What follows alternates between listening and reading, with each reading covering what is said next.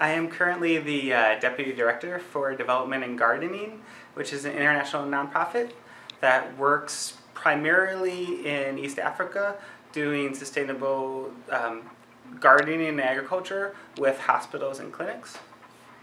Can you share something you learned or something that inspired you during your time in the DGH program? Yeah, it was a really inspiring program and class in general. I learned so much from my colleagues. One thing, it's hard to say one thing because pretty much everything from that class influences my current life and work. One of the things that I really took to heart from the program was the importance of just grassroots development and really understanding your role in the work, in international work, kind of how you see yourself in there and how you can be part of it. And so working with DIG, I always think about kind of what's our reach, what's our impact there, and how can we minimize the organization's imprint and make sure it's more about the development of the people that we're working with and the communities that we're working with. And that was really instilled during this program. Great. So what do you do for fun?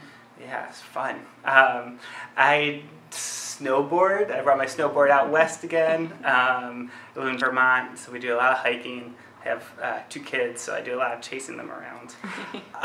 One other thing I wanted to say about the other part of the part of global health that really helps in my day-to-day is monitoring and evaluation. I think one of our big part of our what our organization needed was an expert to really look at the results of our work and kind of bring that to the next level and really put a focus on that. And I feel like I've really been able to do that in a way that wasn't being done before. And I think our storytelling and our program is really strong in the imagery, but having some results behind it has been a really important part of my role. And that goes a lot back towards my education here.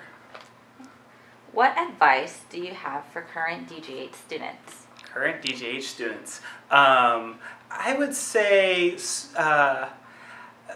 one of the things that know yourself in how you want to work in the field.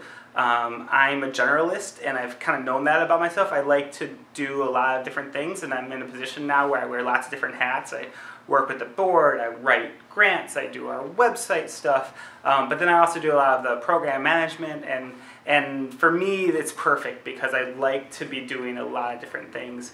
But to have your role in the field, it's really important to really understand what it is that you do really well and what you want to be doing with your time.